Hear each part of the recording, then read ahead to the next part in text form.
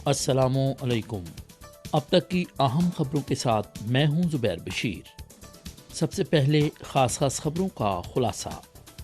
چین کی logistics industry کا اکتوبر میں پراسپیرٹی انڈیکس جاری۔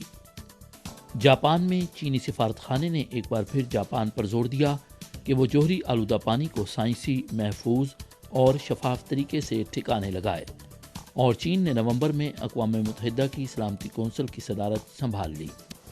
آئیے اب خبریں سنتے ہیں تفصیل کے ساتھ۔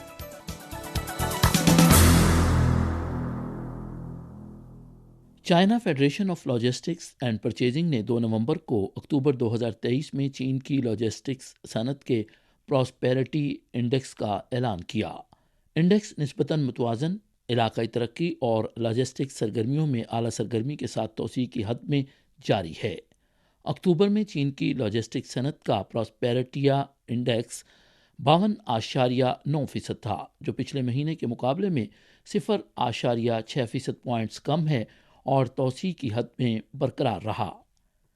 بین الاقوامی مالیاتی فنڈ IMF نے حال ہی میں ایشیا پیسیفک اکنامک آؤٹ لک رپورٹ جاری کی، جس میں پیشگوئی کی گئی ہے کہ رواں سال ایشیا و بحر الکاہل علاقے کی اقتصادی ترقی کی شرح 4.6% تک پہنچنے کی توقع ہے، اور عالمی معاشی نمو میں تقریباً 2/3 خدمات کی توقع ہے۔ اس حوالے سے چینی وزارت خارجہ کے ترجمان وانگ وین بین نے 2 تاریخ کو کہا کہ رواں سال کے آغاز سے ایشیا و بحر الکاہل علاقے کی معیشت نے لچک اور توانائی کا مظاہرہ کیا، مارکیٹ کی طلب میں بہتری آئی اور صحت اور ڈیجیٹل معیشت سمیت دیگر شعبوں میں نمایاں پیش رفت حاصل ہوئی۔ جون میں علاقائی جامع اقتصادی شراکت داری کا معاہدہ مکمل طور پر نافذ العمل ہوا، جس سے علاقائی اقتصادی ترقی کو مزید قوت فراہم کی گئی۔ وانگ وین بین نے نشاندہی کی کہ اس سال کے آغاز سے چین کی معاشی بحالی کا سلسلہ جاری ہے، اور چین اعلیٰ معیار کے ساتھ علاقائی جامع اقتصادی شراکت داری پر عمل درآمد کر رہا ہے۔ آسیان کے ارکان کے ساتھ چین ASEAN free trade area version 3.0 کی تعمیر کو فعال طور پر فروغ دے رہا ہے، اور علاقائی معیشتوں کے ساتھ تجارت اور سرمایہ کاری کے تعاون کو مسلسل گہرا کر رہا ہے۔ ترجمان کا کہنا ہے کہ چین حقیقی کثیر الجہتی کو برقرار رکھنے اور ایشیا و بحر الکاہل علاقے کو تعاون اور ترقی کا مرکز بننے کو فروغ دینے کے لیے علاقائی شراکت داروں کے ساتھ مل کر کام کرنے کا خواہاں ہے۔ چین کی وزارت خارجہ کے ترجمان وانگ وین بین نے 2 نومبر کو یومیہ پریس کانفرنس میں کہا کہ چین اور امریکہ آئندہ ہفتے واشنگٹن میں ہتھیاروں کے کنٹرول اور عدم پھیلاؤ کے حوالے سے محکمے کی سطح پر مشاورت کریں گے۔ چینی وزارت خارجہ کے محکمہ برائے اسلحہ کنٹرول کے سربراہ ایک وفد کی قیادت کرتے ہوئے مشاورت میں شرکت کریں گے۔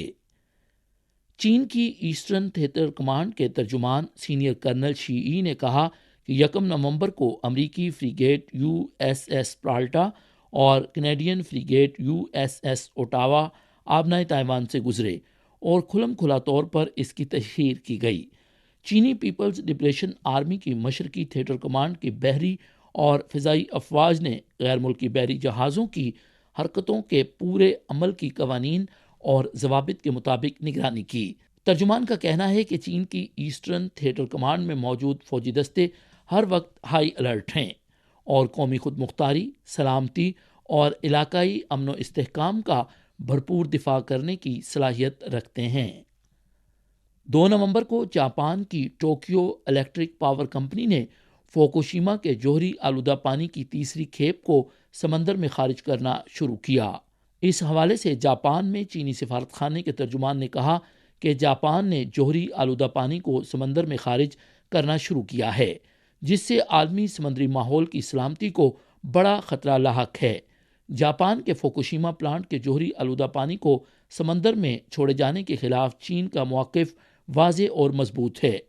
چین نے ایک بار پھر جاپان پر زور دیا کہ وہ بین الاقوامی برادری کے خدشات کا بھرپور جواب دے، متعلقین کی مکمل اور خاطر خواہ شرکت اور طویل مدتی مؤثر بین الاقوامی نگرانی کے انتظامات کو قبول کرے، اور جوہری آلودہ پانی کو مؤثر طریقے سے سائنسی، محفوظ اور شفاف طریقے سے ٹھکانے لگائے، کیوڈو نیوز اور جی جی پریس کی 2 نومبر کی اطلاعات کے مطابق جاپان کی ٹوکیو الیکٹرک پاور کمپنی نے اسی روز فوکوشیما دائچی نیوکلیئر پاور پلانٹ سے جوہری آلودہ پانی کے اخراج کے تیسرے دور کا آغاز کیا۔ اس بار سمندر میں چھوڑے جانے والے جوہری آلودہ پانی کی کل مقدار تقریباً 7,800 ٹن ہے اور توقع ہے کہ یہ عمل اس ماہ کی 20 تاریخ تک جاری رہے گا۔ چین نے 1 نومبر کو اقوام متحدہ کی سلامتی کونسل کی صدارت سنبھالی۔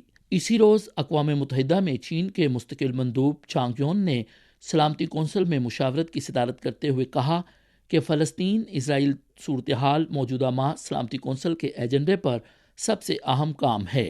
جنگ بندی کو فروغ دینا اور لڑائی کو روکنا وقت کا تقاضا ہے تاکہ مزید زیادہ عام شہری ہلاکتوں، بڑے پیمانے پر انسانی تباہی اور تنازعات کے پھیلاؤ کو روکا جا سکے۔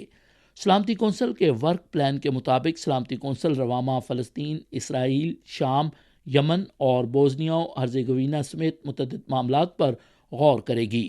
چین کی تجویز پر سلامتی کونسل 20 نومبر کو دیرپا امن کے لیے مشترکہ ترقی کے موضوع پر ایک کھلی بحث منعقد کرے گی۔ اقوام متحدہ کی سلامتی کونسل کی صدارت کونسل کے 15 ارکان کے درمیان 1 ماہ کی مدت کے لیے گھومتی ہے۔ چین نے پچھلی بار اگست 2022 میں سلامتی کونسل کی صدارت سنبھالی تھی۔ 1 نومبر کو فلسطینی محکمہ صحت کے مطابق غزہ کی پٹی میں 7 اکتوبر کو فلسطین اسرائیل تنازع شروع ہونے کے بعد سے اسرائیلی حملوں میں 8,796 فلسطینی ہلاک ہو چکے ہیں۔ اسرائیلی میڈیا نے 30 اکتوبر کو اطلاع دی تھی کہ حالیہ جھڑپوں میں اسرائیل کی طرف سے 1,538 افراد ہلاک ہوئے۔ 1 نومبر کو ٹائمز آف اسرائیل کی ایک رپورٹ کے مطابق اسرائیلی فوج کے ترجمان ڈینیل ہاگری نے ایک پریس کانفرنس میں کہا تھا کہ اسرائیلی زمینی افواج نے شمالی غزہ کی پٹی میں حماس کی فرنٹ ڈیفنس لائن کو توڑ دیا ہے، لیکن فی الحال حماس نے اس پر کوئی رد عمل ظاہر نہیں کیا۔ غزہ کی پٹی کے محکمہ صحت کا کہنا ہے کہ 1 نومبر کی سپہر اسرائیل نے جبالیہ پناہ گزین کیمپ پر فضائی حملہ کیا، جس کے نتیجے میں درجنوں افراد ہلاک اور زخمی ہوئے۔ اقوام متحدہ کے انڈر سیکرٹری جنرل برائے انسانی امور مارٹن گریفتھس نے 1 نومبر کو ایک بیان میں کہا کہ یہ حملہ غزہ کے عوام کے خلاف تازہ ترین ظلم ہے اور غزہ میں لڑائی مزید خوفناک مرحلے میں داخل ہو رہی ہے، جو مزید سنگین انسانی تباہی کا سبب بنے گی۔ مارٹن گریفتھس نے عالمی برادری پر زور دیا کہ ہمیں صورتحال کو تبدیل کرنے کے لیے مل کر کام کرنے کی ضرورت ہے۔ 1 نومبر کو اقوام متحدہ کی 78ویں جنرل اسمبلی کی کل رکنی کانفرنس نے کیوبا پر امریکی معاشی، تجارتی اور مالی ناکہ بندی کے معاملات پر غور کیا۔ کئی ممالک کے نمائندوں نے امریکہ کی جانب سے کیوبا کی معیشت، تجارت اور مالیات پر مسلسل پابندیوں کی مخالفت کی۔ اقوام متحدہ میں چین کے نائب مندوب ڈائی بینگ نے ان امریکی اقدامات کو فوراً ختم کرنے کا مطالبہ کیا اور کیوبا کو ان سے ہونے والے نقصانات کی مذمت کی۔ ڈائی بینگ نے کہا کہ کیوبا اور دوسرے ممالک کے لیے امریکہ کے یک طرفہ اقدامات اقوام متحدہ کے چارٹر کے مقصد اور اصولوں کی خلاف ورزی کرتے ہیں اور ان سے اقوام متحدہ کے پائیدار ترقی کے 2030 کے ایجنڈے پر بین الاقوامی اتفاق رائے کو شدید نقصان پہنچا ہے۔ انہوں نے کہا کہ یہ کیوبا کے عوام کی بقا اور ترقیاتی حقوق کے لیے نقصان دہ ہے۔ ڈائی بینگ نے کہا کہ امریکی اقدامات پرامن ترقی اور جیت جیت کے بین الاقوامی رجحان سے مطابقت نہیں رکھتے اور پائیدار ترقیاتی اہداف کے نفاذ کی کوششوں کو نقصان پہنچاتے ہیں، لہٰذا انہیں فوری طور پر ختم کیا جانا چاہیے۔ 1 نومبر کو برطانیہ میں مصنوعی ذہانت کی سیکیورٹی سمٹ منعقد ہوئی، جس میں عالمی ٹیکنالوجی کمپنیوں کے ایگزیکٹوز اور سرکاری عہدیداروں سمیت تقریباً 100 نمائندگان نے شرکت کی۔ چین کی چائنیز اکیڈمی آف سائنسز، برطانیہ کی ڈیپ تھنکنگ، امریکہ کی گوگل، چین کی ٹینسنٹ، علی بابا اور دیگر کمپنیوں کے مصنوعی ذہانت کے شعبے کے ماہرین نے سمٹ میں شرکت کی تاکہ مصنوعی ذہانت کی ٹیکنالوجی سے پیدا ہونے والے خطرات پر توجہ مرکوز کی جا سکے، جبکہ اس ٹیکنالوجی کے ذریعے پیش کیے جانے والے تبدیلی کے مواقعوں پر تبادلہ خیال کیا جائے۔ چین کے نائب وزیر برائے سائنس و ٹیکنالوجی وو چاؤہوئی نے چینی وفد کے ہمراہ اجلاس میں شرکت کی اور افتتاحی تقریب سے خطاب کیا۔ شرکاء نے مصنوعی ذہانت کی سیکیورٹی کی تحقیق پر تعاون کرنے پر اتفاق کیا۔